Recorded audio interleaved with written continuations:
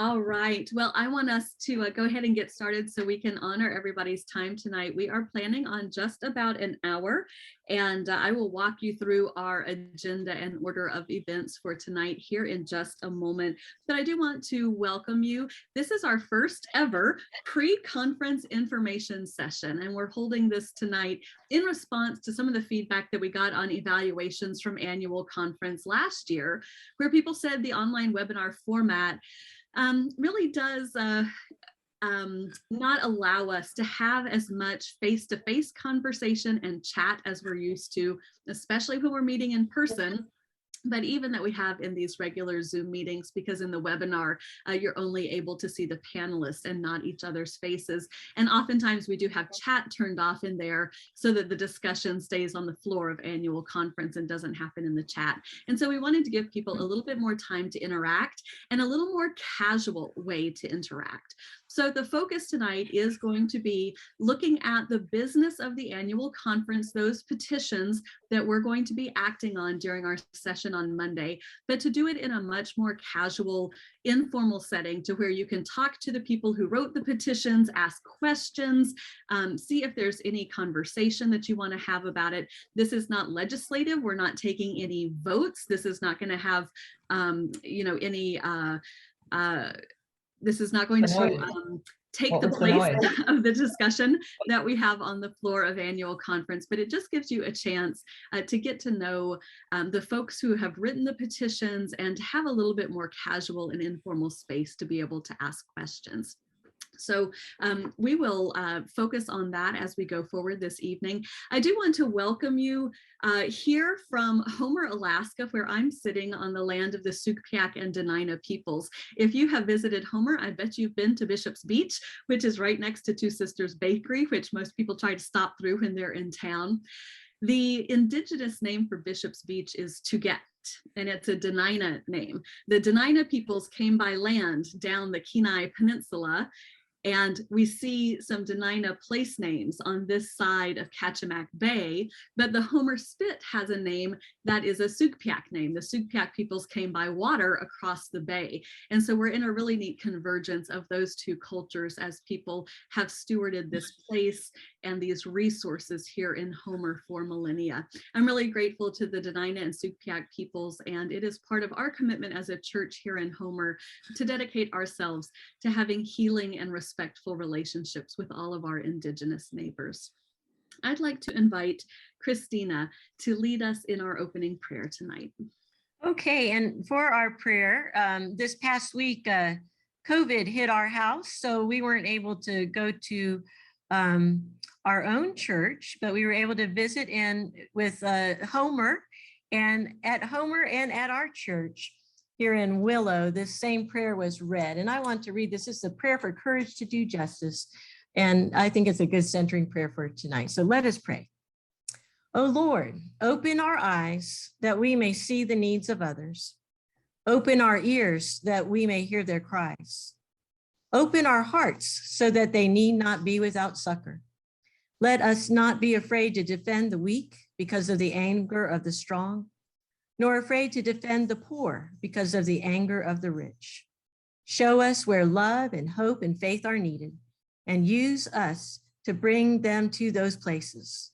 And so, open our eyes and our ears that we may this coming day, and I would add this coming year, be able to do some work of peace for thee. Amen.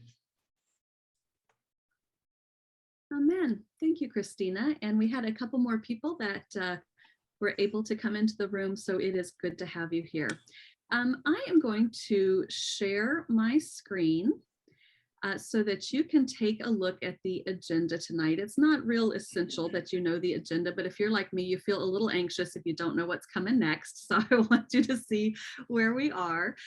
So our Guiding scripture this year is from 1 Corinthians 16:13. Keep alert, stand firm in your faith, be courageous, be strong, let all that you do be done in love. And you can see the beautiful graphic that was created by an artist this year to go along with our theme. We've had our welcome and land acknowledgement and opening prayer, and we're reviewing the agenda right now. One of the things that you will hear referred to quite frequently during this session and during annual conference is the pre-conference handbook. The pre-conference handbook is the 70 some odd page book that contains all of the reports, all of the petitions, the budget, all the documents that go with annual conference. And it is available online. You do not have to print a copy like me, but I've had to refer to it so often that I like to have it in print, but it is an online document. In just a moment, I will paste the link to that in the chat. So whenever you see something like PCH with numbers after it in the agenda, that stands for pre-conference handbook, and it tells you where you can find that particular report or petition or budget or whatever document it is. I'm hoping most of you had a chance to review the pre-conference handbook before tonight, but if you haven't yet, do be sure that you read it carefully before annual conference because it is kind of our guidebook that we use all the way through annual conference. Tonight for this info session, for each of the reports or presentations or petitions, we will have a short presentation by the author of that report or petition. We'll have a few minutes for some question and answer and discussion, and then I will put their email address in the chat so that you can contact that person directly if you have further conversation. Tonight, we are just sampling the buffet. We are not having the full meal. So we'll have a little bit of time for question and answer, but in order to get through all of them, we're not going to be able to have extensive conversations, but I want to be sure you know who you can go to directly if you have more questions or a longer discussion that you want to have with them. I wanted to remind you of some of the important dates that are coming up. These all came out in the e-Aurora today, and so you can check the conference newsletter to see these and all the pertinent links. But our opening session is a Greater Northwest opening worship for annual conference, and that happens on Sunday, June 19th at 5 p.m. Alaska time. The next day, Monday, June 20th, from 9 a.m. to 6 p.m. Alaska time, we have our Alaska plenary session. So all clergy and lay members of annual conference will be at that session, along with other presenters and other folks from around the conference who will be participating. And everyone is invited to observe. We will have a link to the live stream so that anybody is able to watch annual conference, even if you're not a voting member. On June 22nd at 10 a.m., that's Wednesday, the Pacific Northwest Service of Commissioning and Ordination will happen, and Megan Woods will be commissioned. And she will be starting service in Seward and Moose Pass coming July 1st. And so if you want to watch her commissioning service, that link is also in the e-Aurora. And then on Saturday, June 25th, starting at 8 a.m. Alaska time, we will have a Greater Northwest plenary session where we will all get together and have a few items of business that we deal with as a whole area. And then we'll have our closing worship, which will contain as well a celebration of Bishop Elaine's ministry because she will be retiring at the end of this year. So those are some dates to have on your calendar. As I said, those are all available in the e-Aurora today, and there are links on the conference website as well so that you can be part of that. I'm going to check chat real quick since someone just came in. Oh, yay, Megan. Yes, we are very excited. That's wonderful. So that's what our agenda looks like. I will just walk you through. We'll start with our first petition. Bruce Galvin will present this to us and just give us a real brief explanation of the past service pension rate. Then if anybody has questions, we'll have that. And then Bruce, it's getting late. If you need to log off, you're welcome to. And then Jim and Brant will talk to us about the budget and equitable compensation. Again, Brant's joining us from Washington. And so if you need to log off and get to bed, you are welcome to.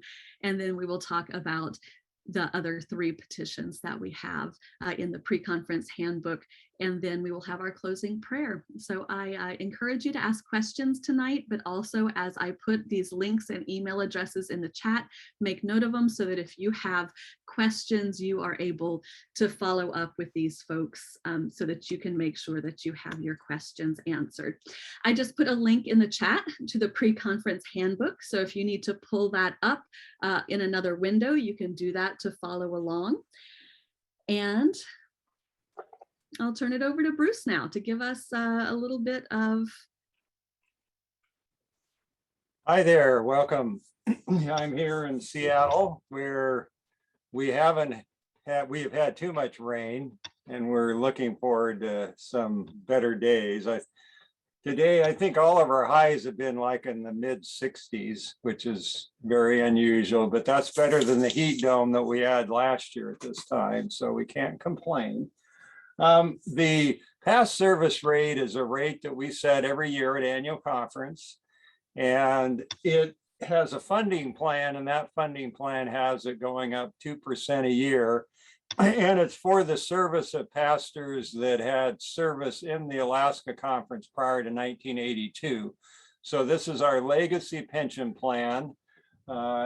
This is a pretty high rate compared to the rest of the annual conferences. It's one of the top 5, I can tell you that. And also one of the things is that, and this is pretty unusual, that 100% goes to the contingent annuitant if the pastor dies first. In PNW, we only provide 70%, so you provide a really great benefit to those survivors. We currently have, as the last actuary evaluation, as of the 1st of this year, we have 56 people on this plan. So the average age is 80. And so since this is for service prior to 1982, when they die off, the liability goes down. The total liability is around 2 million. And we have it pretty well fully funded. The interesting part is that the actuaries figure out how long people are going to live. They look at mortality tables, and I think because of the strong stock of people that have been in Alaska, they seem to live longer. And so we have trouble keeping it funded because people don't die. I mean, that's great, but it is interesting. We're a little bit underfunded because of that situation, but that's a good thing. So this is just a standard thing that will come before you until the last person is gone, that we set this rate, that once it gets approved, then we send it on to Westpath and they pay it out to the beneficiaries. And this is for 2023. So that's probably more than you ever wanted to know. But that's the only petition. Without general conference, there's not a lot of activity in the benefits area. There was if we would have had general conference, Westpath had, they brought petitions to change the whole pension plan. So that will be, we assume that will be coming, but that won't happen until 2024. So we've got a ways to go there. Great, thank you, Bruce. Appreciate that. So looking at 66 and 67 in the pre-conference handbook and listening to Bruce's report, are there any questions for Bruce? Susan, go ahead. How is the bull market going to affect the pension? There was such a good upturn last year, but it's down 20% this year. Yeah, very good question. I'm glad you asked that question. I was kind of prepared for that question. So one of the policies that have been set by the Board of Pensions in Alaska, or the leadership team, we try to have at least 3 years of reserves on hand. We've actually had 3 good years of returns from the financial markets, and so our reserves are actually about 5 years of operating income, and we don't have anything in the apportionments, so we're dependent on having money in reserves, and so we just live this out. We've got enough money for 5 years basically, let's hope that the markets are not down for 5 years and we've got big problems. And so we're in good shape, and we're able to continue to provide cover the budget. So thank you for that question. Thanks, Susan. Thanks, Bruce. Other questions? You can raise your Zoom hand, or you can raise your physical hand, because we are a small enough group that I can see all.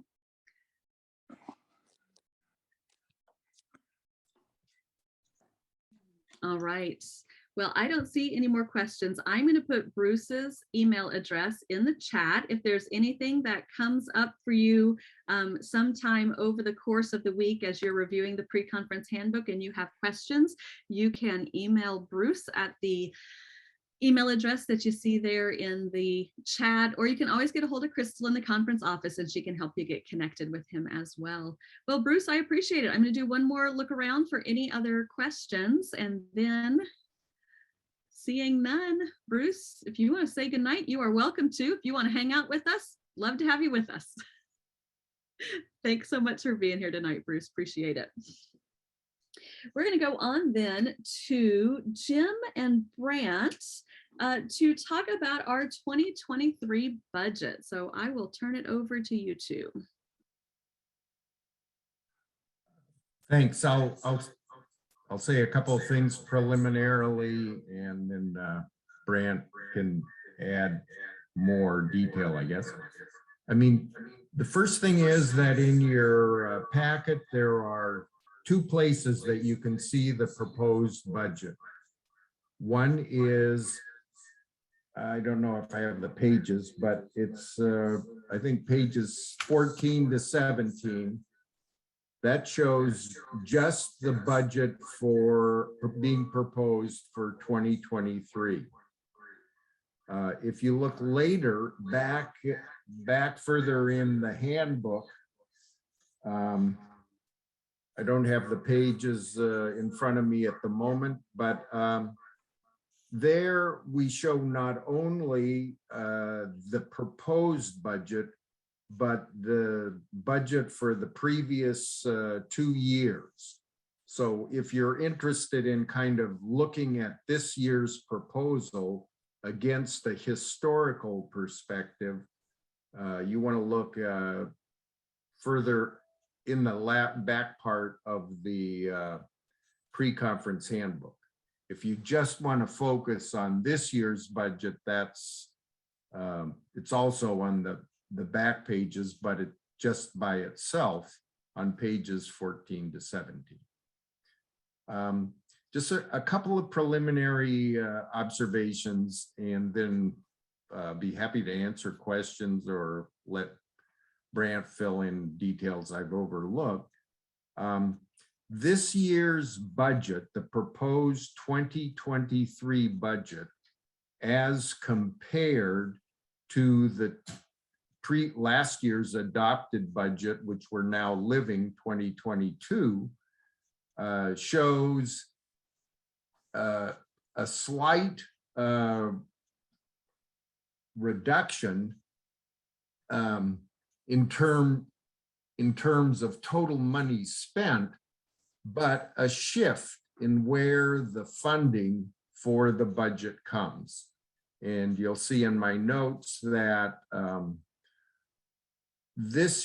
in the proposed budget, we're paying a larger proportion of the budget from reserves than from apportionments. The goal of the CFA in putting together the budget was to try and minimize any increase that there might be in apportionments. And so one way we did that was we reduced, I think, the total spent for the budget by about $12,000,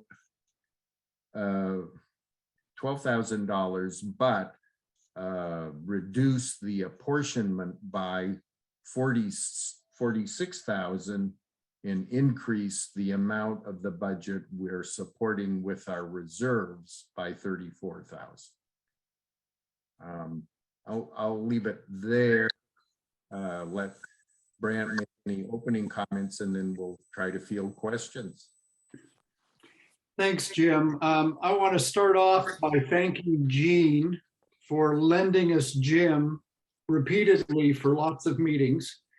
Even while they've been away from Alaska and enjoying themselves in Hawaii, Jim has joined calls for CFA meetings and so forth. And so thank you, Jean, for loaning us him over those different times. As Jim pointed out, we've made a concerted effort to minimize and reduce what we're asking of the local church. But at the same time, we are moving through 3 different transitions. We're transitioning kind of out of COVID, that we're going to still feel the results of that for a time to come. We're transitioning towards a shift in the status of Alaska from a missionary conference to a missionary district. And more immediately, we've been transitioning our leadership model, all of which came at different times that are not necessarily in the best sequence for planning a budget. So things that we're planning for 2022, you know, how we're going to spend is going to look very different than when we imagined that budget a year and a half ago. And likewise, as we started in January to create the 2023 budget, how we end up spending things will probably shift some by the time we get to 2023 and conclude. So there are a lot of things that even just the layout of the budget, it's confusing. And so we want to acknowledge that up front. And there are no naive questions here, because even in CFA, we've got to circle back sometimes and remind ourselves what the different sections were meaning. So at this point, we'll open it up and see if there's any questions. And if there's not, then we could go to some specific things that we might point out. But let's start with questions first. Great, thank you, Brant. And if you do have a question, again, you could either raise your Zoom hand or your actual hand. And it helps if you can tell us if you've got a specific question, a page number, just so that others can follow along as well. Susan, go ahead. I don't know that I have a page number, but Okay. 2 years ago or last year, with COVID, it blurs together. But when we talked about becoming a missional district, you told us that we had several years worth of budget. Are we living out of that money now, or is that still in reserve for when we become a district? There are still funds. We over the last Yes. 2 years have not spent fully the spending plan because of reduced travel, and as I said, we started to shift our leadership model a little bit. So we have not spent into any of our reserves. Some of our unrealized gains, as you pointed out, with the bear market, we don't have as large of a cushion as we had before, but we hadn't been spending any of the gains. So as Bruce said, we've held on to those, and we're still way ahead. And so we're in a strong position as we move into that transition into the district. Thank you, Susan. Thank you, Brant. Other questions? Oh, go ahead, Susan. In the handbook, and again, I don't have my handbook open because I have my Zoom open. But there was the section where it shows the clergy and their salaries, and then it has housing, and then it has various columns. Mm-hmm. And I'm wondering where continuing ed costs, are they on that chart, or are they in addition to that package? How are they reflected? Are they in the APR? So there are funds within the PMU, the Professional Ministries Unit, and that are the ministry educational funds that they have access to. And so the continuing ed funds, that the portion that comes from the conference are listed under the PMU and the MEF, which is at the very bottom of the budget under general church apportionments. So the MEF funds, just so everybody knows, that is a general church apportionment that we are told by GCFA in Nashville what Alaska's portion is. And then out of that, we retain 30%. That's not the part of the question. It's Okay. it's the 1,500 churches are required to provide their pastors. Where is that reflected in that chart? Is it not reflected? Is it in the APR?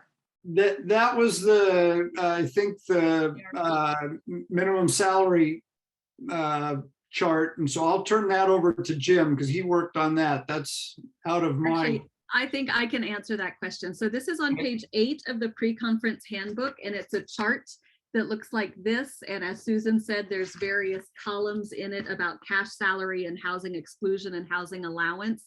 And then there's a column that says ARP. And so that column is where that required $1,500 for continuing ed is recorded, but each church can increase that if they want to. And so this reflects the fact that some churches do have a higher continuing ed than others. And some of this does depend on whether pastors are full-time at churches or not. There's an adjustment that way, but that is where that's recorded. Jim, Brant, did that feel accurate to you? Yeah, thanks for getting to the clarity of the question. I'm sorry I misunderstood. Nope, Susan. nope, that's just fine. Yeah, I think that was helpful. Actually, that chart is prepared by Bruce. So, you know, if there's follow-up, you know, I mean, I'd be happy to get answers if anybody has additional or further questions. But it's possible that I might have to ask Bruce about it because I think Bruce is the person that actually put it together. Great, thank you. Susan, any more questions? You're good. All right. Anybody else have questions about the budget in general? And I did put those page numbers in the chat so you can see those two different places where it's located. Mary, go ahead. I put mine in the chat.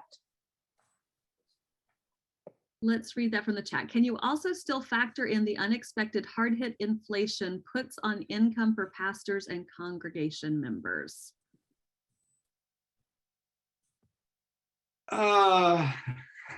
So there's a separate piece of legislation that's the equitable comp that is referencing that, and that's another petition. And Jim will talk about that. But it does set up a tension between needing to compensate the pastor to try to mitigate inflation, but that also then puts budget pressure on the budget. And so that, as Jim was saying earlier, was part of the reason CFA was trying to drive down the apportionment number to local churches as best they could, so that that wouldn't put undue stress on the congregations in terms of trying to meet that on both sides, because that's not just the clergy, it's also the staff that have some of that as well. And Jim, go ahead and talk about equity. If I could just add a little, because I think I got the numbers twisted around a little bit when I first said this, but relative to the CFA's approach to the proposed 2023 budget, what I should have said at the very beginning was we propose to reduce the apportionment total for the conference for 2023 compared to 2022 by 46,000. And we made up some of that decrease by spending 12,000 more from non-apportioned sources. The remaining 34,000 is just a diminished budget. I mean, that's how the CFA was able to come in with a total budget number that calls for 46,000 fewer dollars of apportionment income.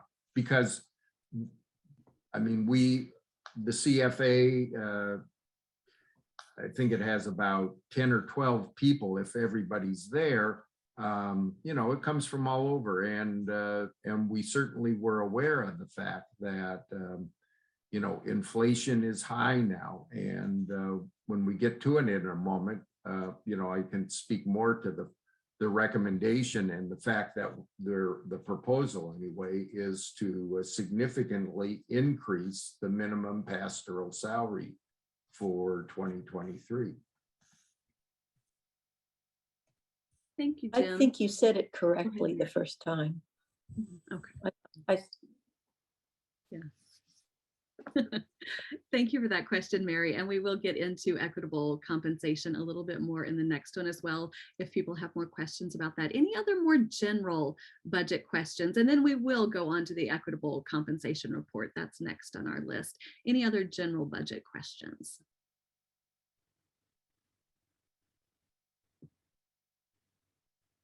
Okay, Jim and Brant, why don't you go on to equitable compensation then? And this is on pages 8 through 10 of the pre-conference handbook, if you want to follow along with them.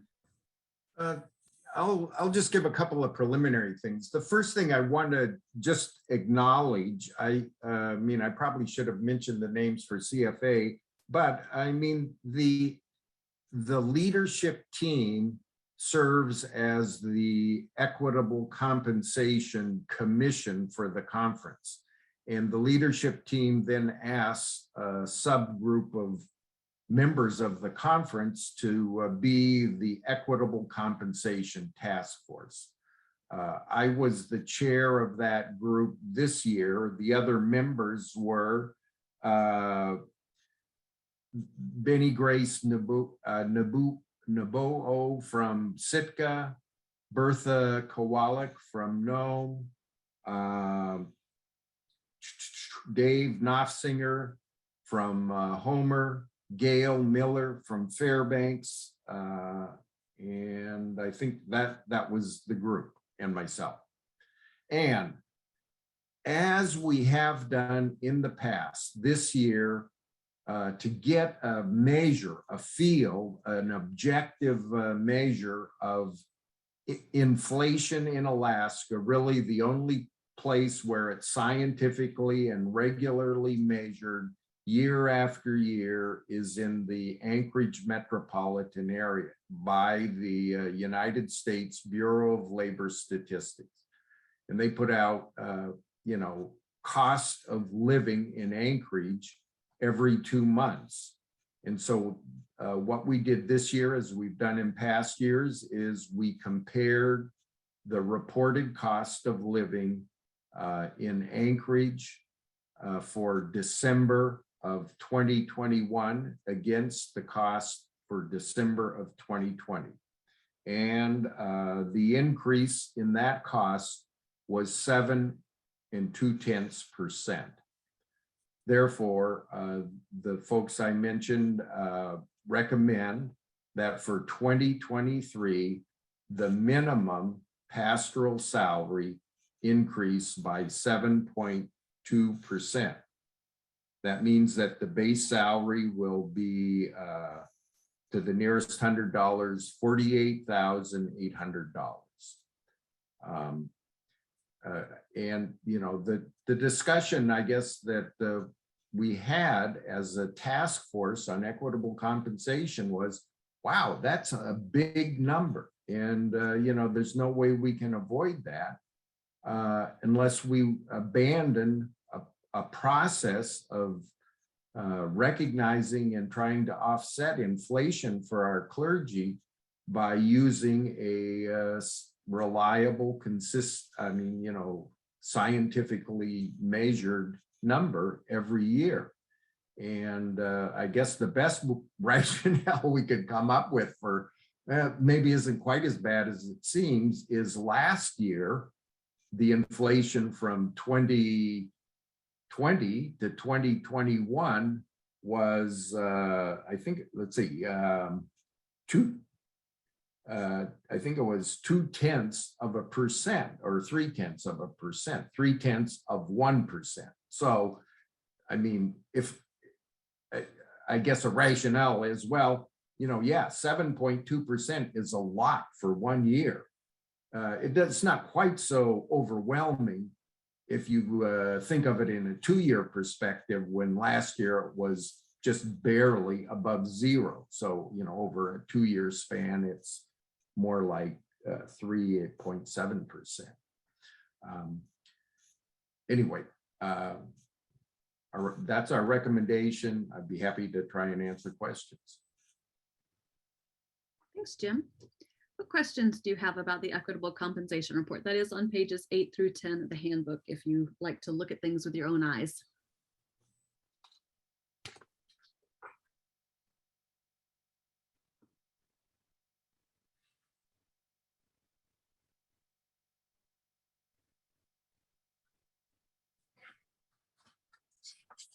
Susan, go ahead.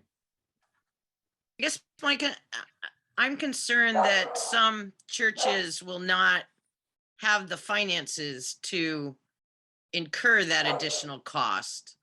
I mean, it seems like we have a trend of becoming less and less full-time pastors, which is concerning to me. And when I worked for the district and the district did not have money, we didn't get raises. That we had the joy of working for the district anyway. And it seems as a church, at least over my 30 years, we continually give raises whether we have the money or not. And as a layperson, that's very concerning to me. And I understand apportionments are going down, but we're almost, as I looked at the chart, we're almost raising the rate for pastor higher than the proportionment went down depending upon the church. I don't know that if there's a question in there, but was that discussed? On the Equitable Compensation Task Force, we discussed the fact that this was a large increase and that it would be a stress on local churches. In the CFA meetings, you know, is really where the discussion I was involved with focused on how can we offset some of the impact of this increase in pastoral minimum compensation, or basically pastor salaries. And that was an important driver in trying to reduce the amount of apportionment that the total churches will experience in 2023. You know, it's tough to know the circumstance in each church, because what drives the apportionment in changes is how much each church spends in its budget. So if one church A, grows its budget by more than the average of what all the other churches are doing, then Church A will see an increase in its apportionment because the basis, their yearly budget, goes up, while the other churches in this hypothetical didn't. So, I mean, CFA is where the discussion about the impact on local budgets occurred. And, you know, that was, I'd say, the driver for trying to come up with a budget that reduced the call for apportionment levels. Vaughn, go ahead. Yeah, I just, in this time of runaway inflation, I mean, we're seeing double-digit inflation right now. And what I worry about is this time next year, what will be presented by the Equitable Pay Task Force. I think we need to be considering what other process could take the place of what we have now, because just simply applying the formulas for increase in cost of living it will be a showstopper across the board for a lot of churches next year. So just something to be thinking about, more comment than anything. Thanks. Thank you, Vaughn. Mary. Part of my concern was shared by Vaughn. The increase in cost or budget size has taken in this past year a big hit by increased cost in fuel oil to heat the church, just like it costs more to fill up your gas tank. And not everybody has the luxury of gas as opposed to being dependent on heating oil. And the other big hit is a significant loss in membership through death. And folks in need of support and moving out of Alaska. So it's not, all of the budget increase is not because of signing on more staff or raising staff salaries or stuff like that. It's just what it costs. And I realize that you have to use statistics, and I applaud that you do that. But I think there are many places in Alaska where the cost of heating is significantly more than where the cost of living is calculated based on what happens in Anchorage. I'm just saying we have a dilemma, and we want the pastor to be able to weather this crisis just like the rest of us. And so far, our church hasn't found gold in the parking lot, nor oil, except as spilled from cars. Thank you, Mary. Jean, I see your hand. That was a whine. I'm sorry. No, not at all. Thank you, Mary. Jean, go ahead. Well, I'm just thinking that, maybe what ought to be revisited is the formula for deciding what apportionments people are going to pay. I mean, I know our church, the conference says, we spend any more money, give any more money away, we'll just have to pay more. So I don't know. I mean, I think that that's an element that's part of this that needs to be cranked in. Thank you, Jean. Other questions or comments?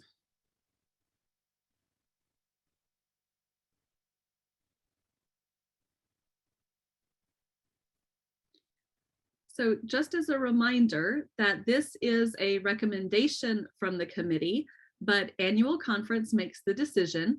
So you can think strategically about how you might approach this. If there is an amendment that you would want to be working on between now and then, I recommend that you think about wording for that. I don't encourage amendments as a way to haggle. So think reasonably about a counter proposal that you might have that might appeal to the will of the body. It doesn't help for us to just vote no, because pastors have to be compensated something. And so you can think about how you can use the tools that we have in the conference of making motions and amendments to offer an alternate suggestion, if that is what your will is. Susan, looks like you've got your hand up. Just a clarification. So this budget proposal was based off of the difference between 20 and 21, and next year's would be 21 to 22. So is next year's anticipated, assuming the floor is still falling out, potentially at 8%?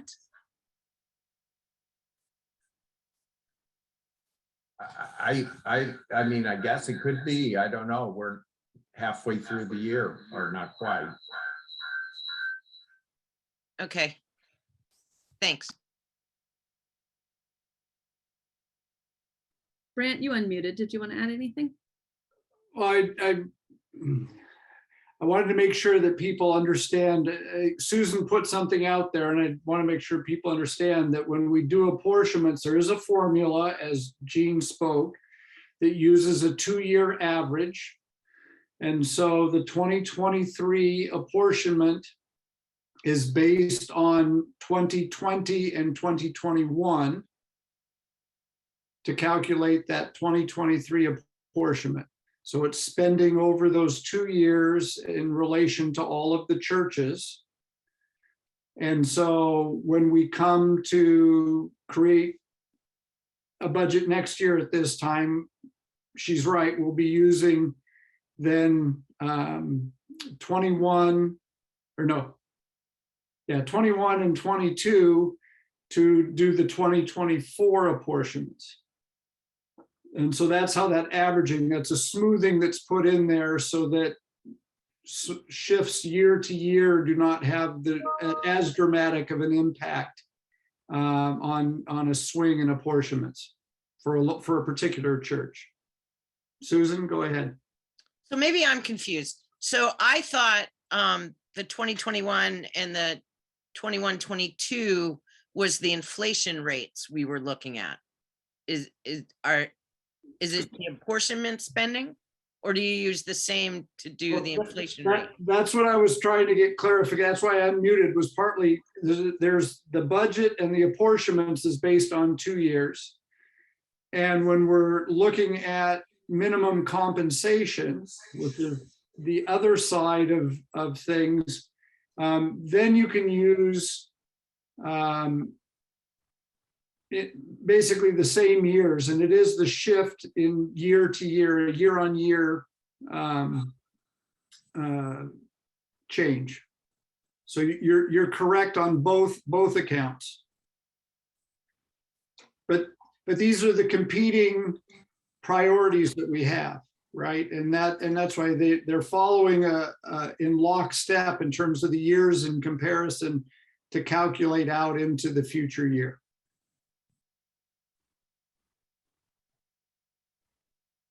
Thank you, Brant. We do have a few more petitions that we're going to look at. And so if there's not another pressing budget or equitable comp question, I do want to move us on and remind you that Brant and Jim's emails are in the chat.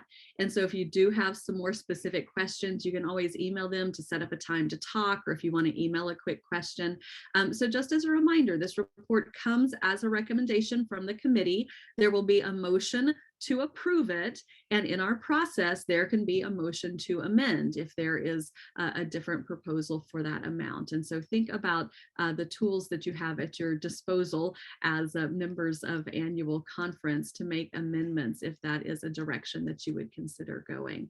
And we've got plenty of people in our conference who love to do the legislation work, Lonnie and Nico Rains and several others. And so if you have an idea and you're not quite sure how to put it into action, you can also contact one of the people whose emails I've put in the chat, and they can help you get connected with somebody who can help with that legislative piece if that's what you need.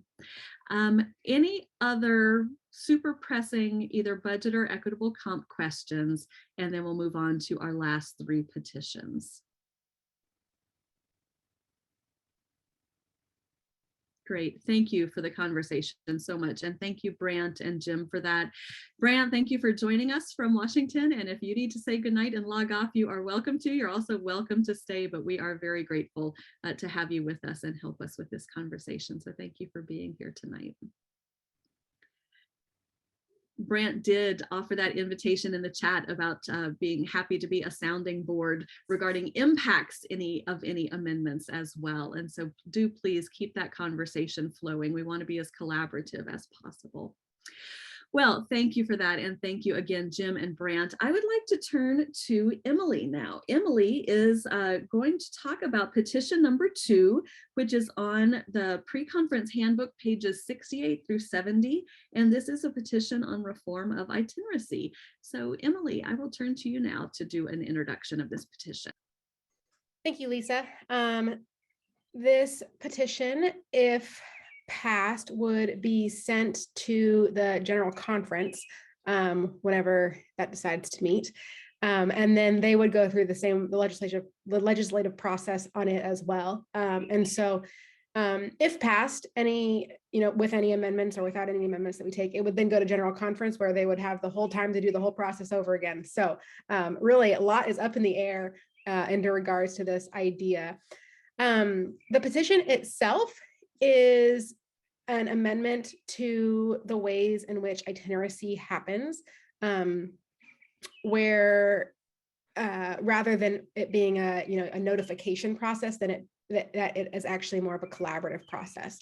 Itineracy has looked a lot of different ways over the years that our Methodist Church has been in existence, and it was based on John Wesley's work with circuit riders, and obviously that system has changed dramatically too. We're not all on horsebacks moving from church to church. But even beyond that, itineracy used to be something that was announced at the annual conference, and 2 weeks later you packed up with your family and moved. And as our social conditions around that have changed, as we've had more pastors whose spouses also work, as we've had more pastors who are married to other pastors and serving collaboratively, the need for more collaboration has become apparent and has become and has been successful. Like we have needed those changes. And so in some ways, this petition names the things and the spirit of collaboration that we're already existing with in the Pacific Northwest.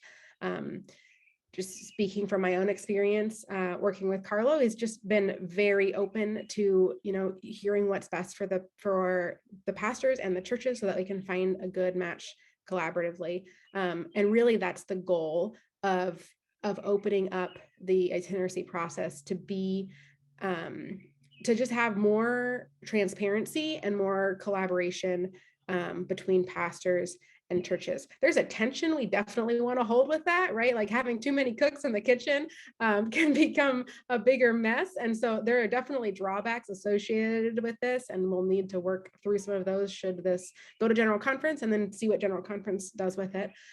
So just wanted to name those things and name the spirit of collaboration, that the spirit of transparency. Those are 2 driving values that I've experienced in a number of levels in our conference and in the greater Northwest. And so living into those values in a petition and into the Constitution and naming how we actually live. Great, thank you, Emily. Any questions or comments? And I did just put Emily's email address in the chat as well. So again, anything that comes up for you later, you are welcome to follow up with her. But are there any questions or comments about petition number 2 today?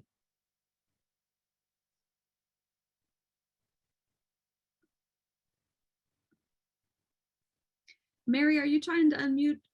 Okay, go ahead, Mary. There you are. We got you now. Yeah, that's okay. We got you now. Is this something that would be able to only impact the Pacific Northwest, assuming Alaska really becomes part of that one day? Or does it have to be something that holds true for the entire United Methodist Church in the United States? Not just the United States, but Okay, globally, the latter. Yeah, this would amend the Constitution. Global church. Yep, this would amend the Constitution of the global church. So you can't carve it out just to meet the situation in Oregon, Idaho, Washington? No, and there's a sort of a separate conversation here that was happening back in 2016. I have no idea if it's still happening about regional books of discipline. Do any of our leadership, is anybody talking about that anymore? Okay, no. That was an attempt to localize decision making more, to be more contextual. You know, with how much is up in the air right now regards to our denomination, who knows? Who knows? I will say, I think that the Pacific Northwest has got it right. And so we can invite other people into the ways that we do things. But yeah, it's a global amendment as things stand right now. And the thing that I would add to that, Mary, is since bishops set appointments, bishops serve the whole church, even though they are located in a particular conference. And so an amendment like this to the Constitution would have to apply to all bishops who serve the whole church. And so it would change, in some ways, it would change maybe the amount of power that bishops have over appointments. And so it would have to apply to all Episcopal leaders since they do serve the whole church. So that's another reason why it is a denominational issue and not just a regional one. Thank you for that question. That was great. Do you have a follow-up to that, Mary? I was just going to say that makes it a whole lot tougher. I know it does. Susan, go ahead. Thanks, Mary. I'm not as familiar with the Book of Discipline, but if it's a constitutional change, does it just get approved at General Conference, or does it have to go out and be approved regionally like the US, like the United States Constitution? Yeah, it has to be ratified. Okay. Yep. Joanne, you look like you were making a comment as well, but you were muted. Do you want to say something? Well, any constitutional change that gets approved at General Conference does have to go back out to all the annual conferences throughout the denomination to be affirmed by a minimum of 2/3 majority in order to become effective. Okay, thanks. Thank you. Other questions or comments? David Means, I see your hand up. Hi, I think I am disturbed by the wording in the rationale as much as anything. And maybe the thing to do is to invite the authors of the petition to rewrite the rationale. Itinerancy in the UMC is terminally sick, and that bothers me to that blatant, and I cannot support the petition with that phrasing in. So if you want to take some of the words that you use and the situations that you have encountered and expand upon the rationale, I think that would be an improvement to the petition. Thank you, David. Thanks, David. I appreciate that comment. To fill you in on where that background came from, and unfortunately Lonnie is not here. In that statement, he's referring to the fact that the way itinerancy works in our Methodist system is very different across the board. Like I just mentioned, how the PNW is a little bit different, and it's been different for depending on the size of the Methodist church. So in particular, you can look at the problem with a big church in Georgia. Mount Bethel. Mount Bethel, thank you. I was going to say Bethel, I knew that was right. Mount Bethel had a very large disagreement with the bishop regarding appointment process. We don't need to go into that now, but that's an example of where the appointment process didn't work and was sick and in badly need of reform. And so those types of situations don't apply to most churches. And David, I think your comment is very well taken and a very good point. And I'm happy to write something between now and next week about to rewrite the rationale to make it reflective of more of our local experiences. Thank you. Thank you, Emily. Any other questions or comments? Emily's email address is in the chat again, if you have any follow-ups that you want to do with her. And speaking of Lonnie, he could not be with us tonight, but he is the author of the final 2 petitions that we're going to be talking about. And we're actually going to be talking about them out of numerical order. Since Lonnie couldn't join us tonight, I met with him yesterday and did a couple of video clips that I'll show in just a moment where Lonnie himself can explain these to you. But let me tell you a little bit about them. So these are petitions numbers 3 and 4. And just because of Poor editing of the pre-conference handbook. I'm very sorry. They actually should have been reversed in those numbers. So petition number 4 is the one that we will deal with first. And that is the Alaska United Methodist Conference election of its delegates to General Conference. This is in the pre-conference handbook on page 74. And in the video clip I'll show, Lonnie explains the rationale behind this petition. But the thing to understand in advance is that this petition is a stepping stone for petition number 3, which is a request for a declaratory decision for judicial council. We can only appeal to judicial council for a decision if it has to do with the business of our conference. And so we needed to do the business of petition 4 so that we could then ask this question of judicial council in petition 3. So I am going to share my screen and I will show first the clip for petition 4, and then I'll pause. And if there's any questions, I will do my best to answer. And several of you have also spoken to Lonnie. So if you have got some more answers that you want to provide, you'll be welcome to. And then I'll show the clip for petition 3. So let me share my screen and let you hear what Lonnie has to say.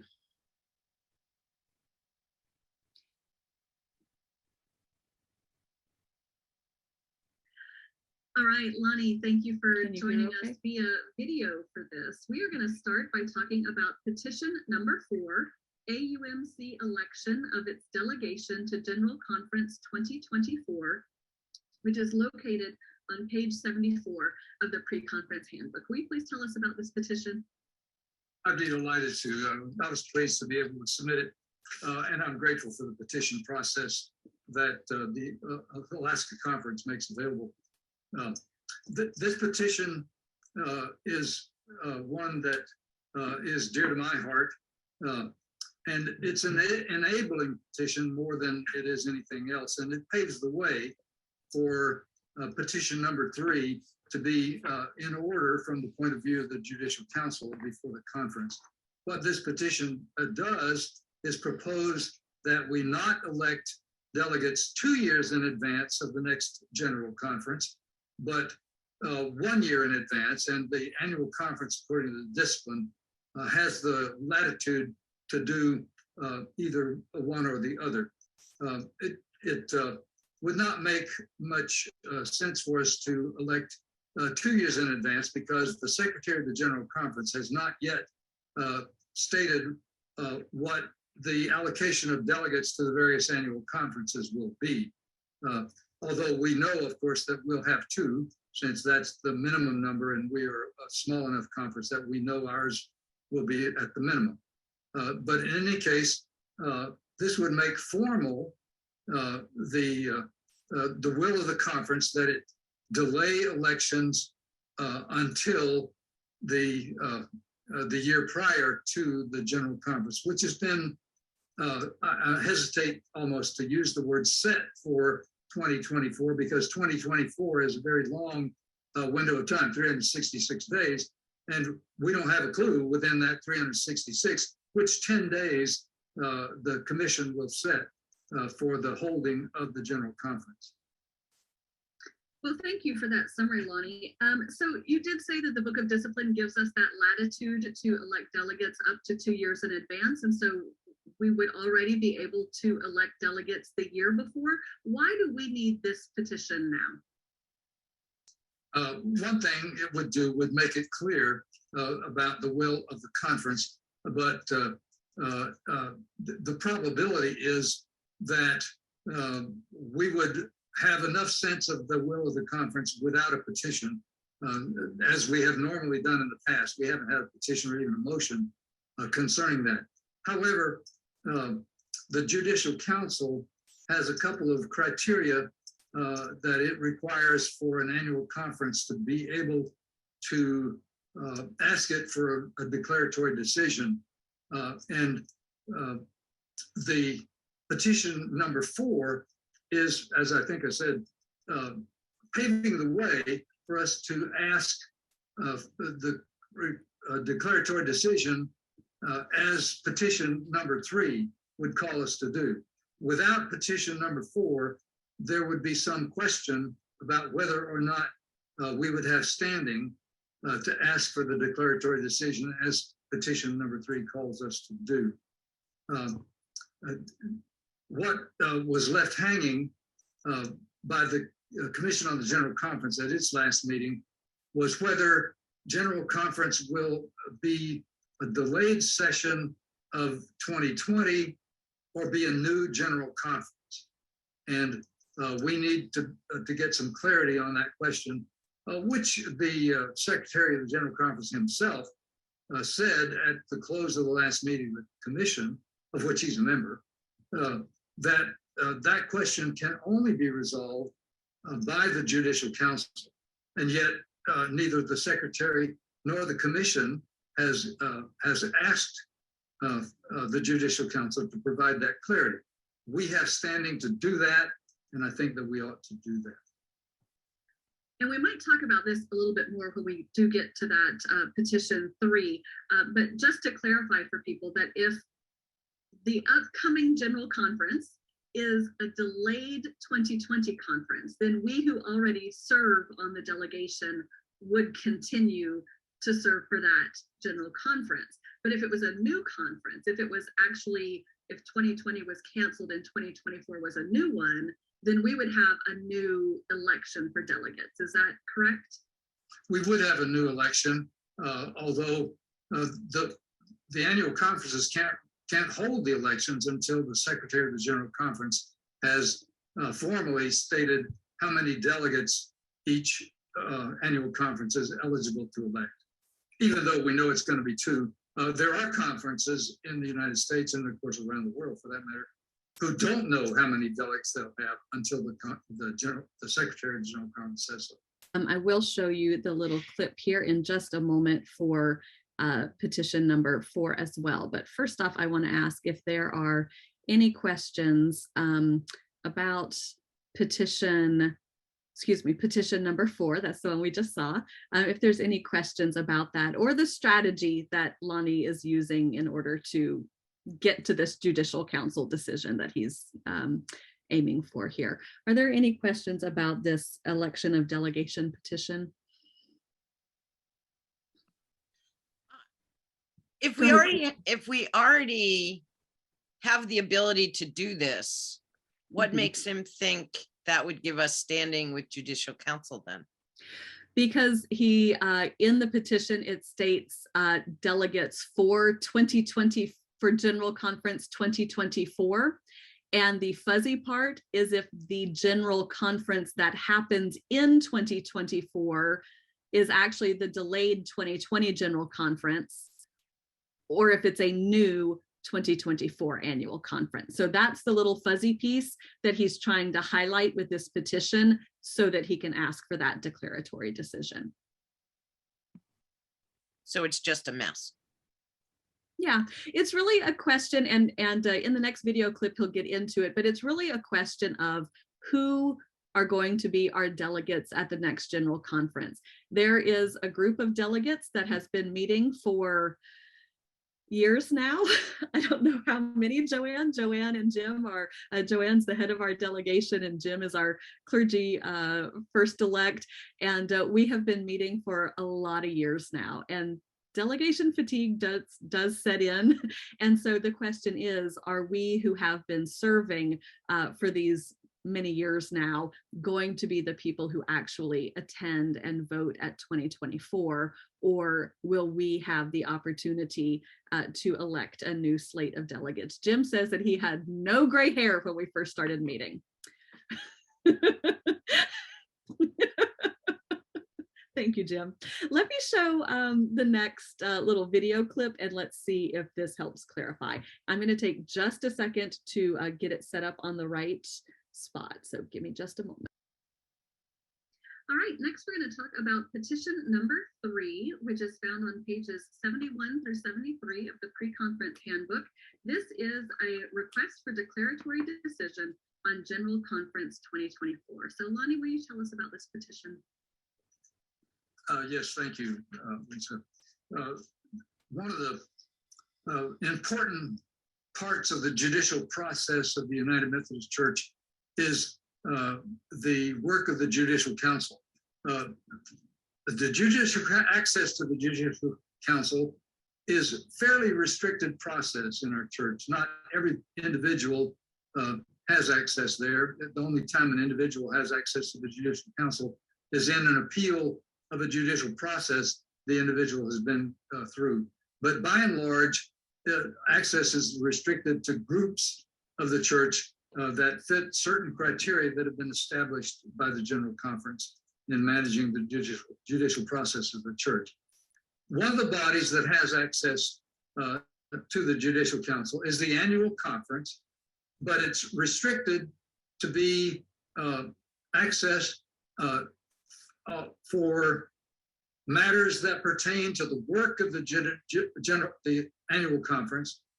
And additionally, it's restricted to making requests for these decisions on business that is before the annual conference, during which the request is made. And so in that sense, petition number 3 depends on petition number 4 in order for it to be part of the business of the annual conference that we're engaged in.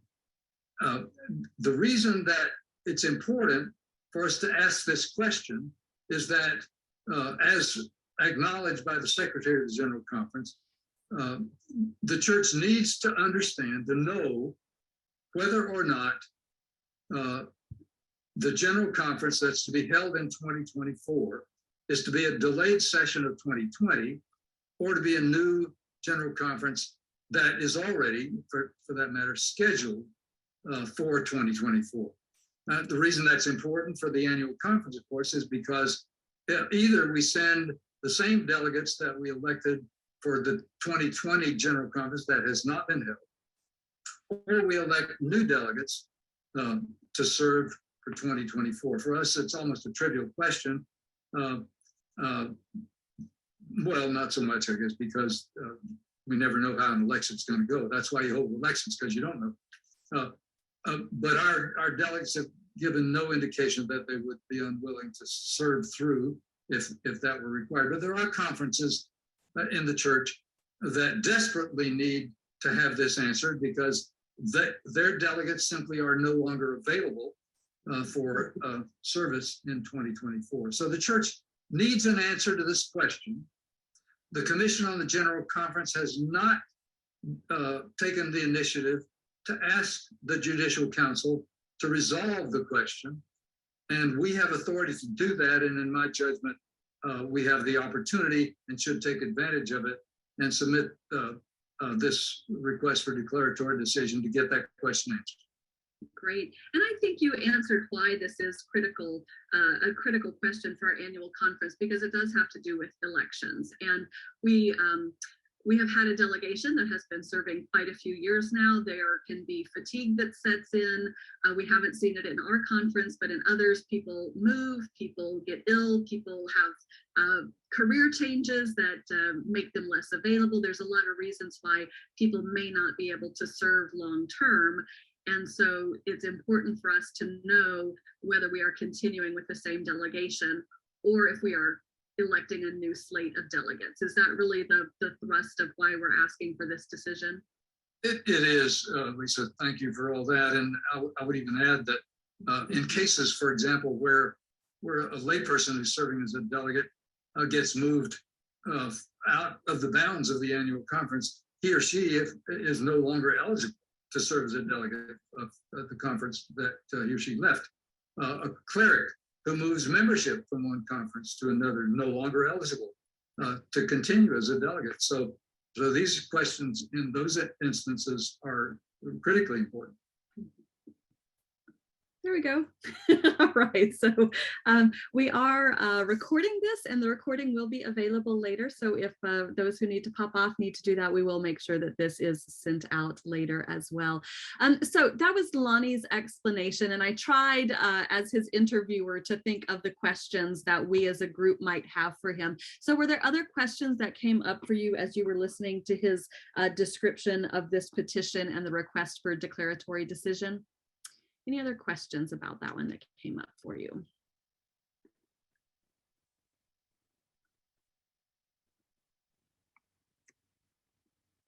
I'm going to put Lonnie's email in chat as well. And Lonnie welcomes your engagement. If you have questions for him, he is happy to have that discussion with you. Lonnie is also helpful if you are thinking about amendments or legislative procedure at all. He oftentimes is our conference parliamentarian. And so if you had other kind of parliamentary questions, you are welcome to email him about that as well. He is always happy to help. Anything else about petition 3 or 4? Okay. Before we conclude, I just want to open it up to any other questions that you may have brought with you tonight. As you perused the pre-conference handbook, as you read all of those reports, as you looked at all the tables and graphs and charts and everything that's in there, were there any other questions that you brought in tonight that would be helpful for us to answer?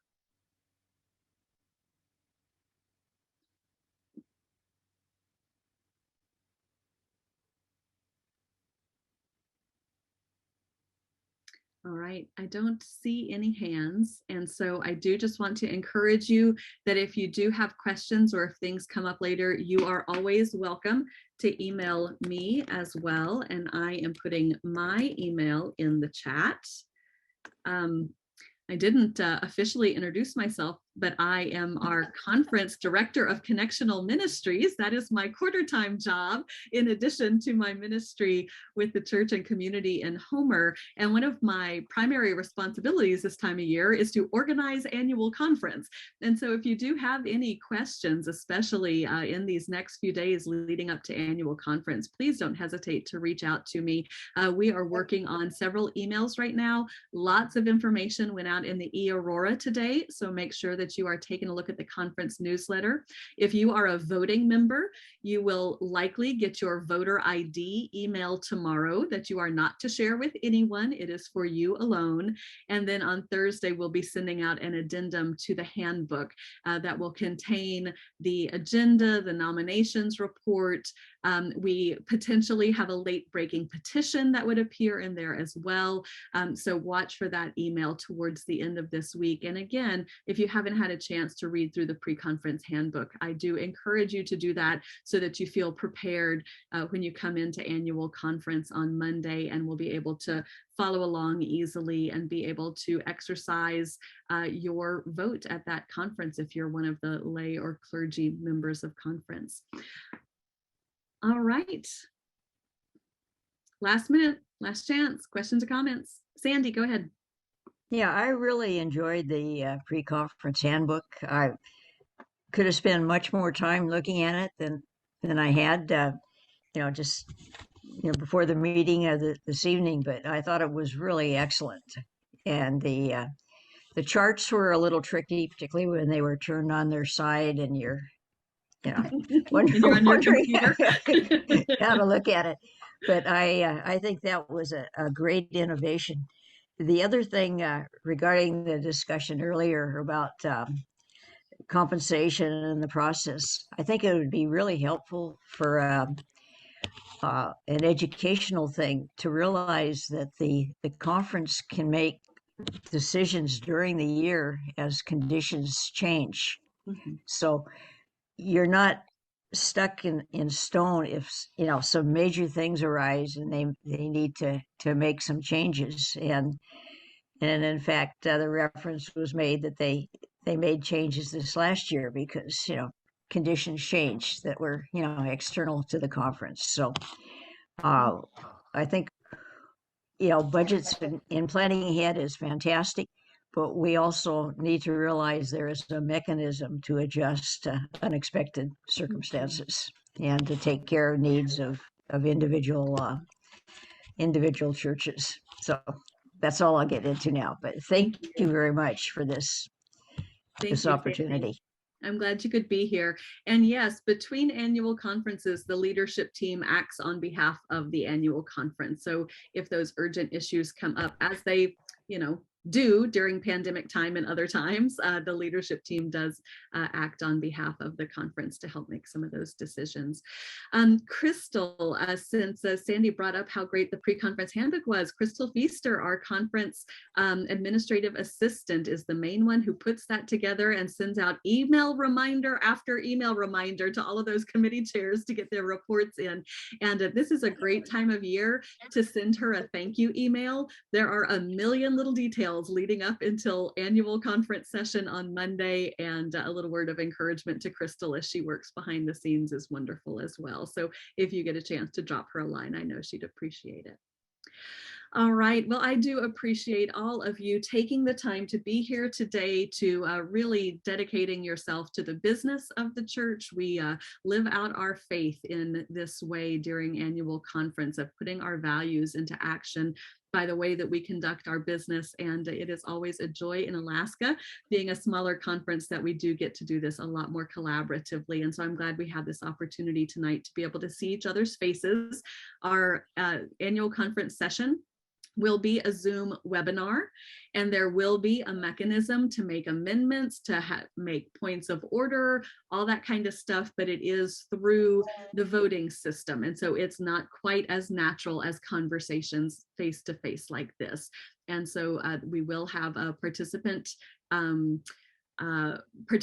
instructions at the beginning of the conference to make sure everybody feels comfortable with that system. And there was a link again in the Aurora today to look at the voting system. The Pacific Northwest put out a good guide last year, and that's linked in the Aurora if you want to take a look at that as well.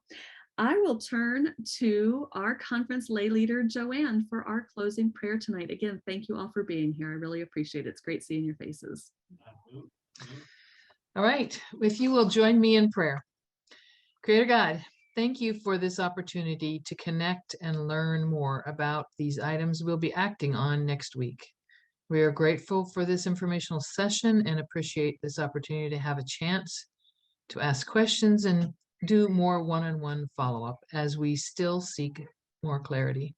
Be with us each as we continue to prepare for annual conference sessions next week. Help us to see the wisdom in what our actions do and be your presence in the world where we are. In Jesus' name we pray. Amen. Amen. Thank you all for being here. Good night.